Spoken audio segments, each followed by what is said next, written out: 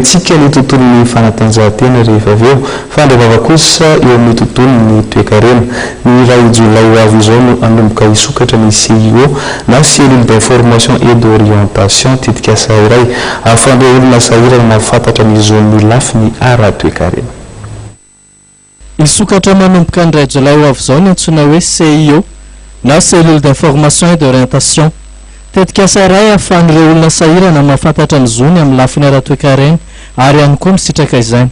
Fanomezana toromarika amin'ny fananganana tetikasa madinika ary torohevitra fampindramam-bola madinika ihany koa no hita ao anatin'izy io.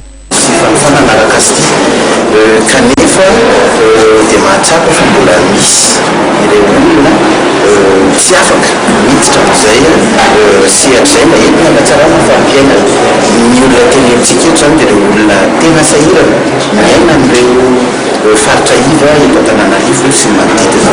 Izay zavatra izay mihitsy zany no tsindronay dia natonga anay namorona ny projet d'appui à l'exercice du droit à l'intégration économique et sociale ny olona sahirana tiana maromaro tokoa zany dia fanokafana ny lalana ho an'ireo olona sahirana mba hioka ny zony ara-ekonomika sy ara-sosialy.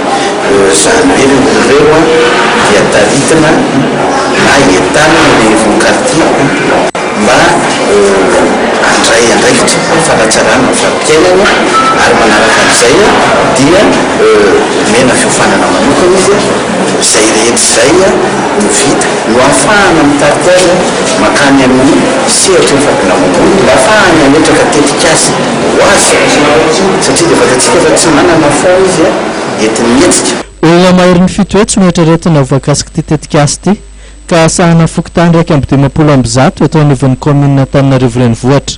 Fiaraha-miasa amin'ny CEFOR, fikambanana Koloaina ary fikambanana Tiavy any Frantsa moa zao tetikasa zao ary vatsian'ny vondrona Europeanina vola.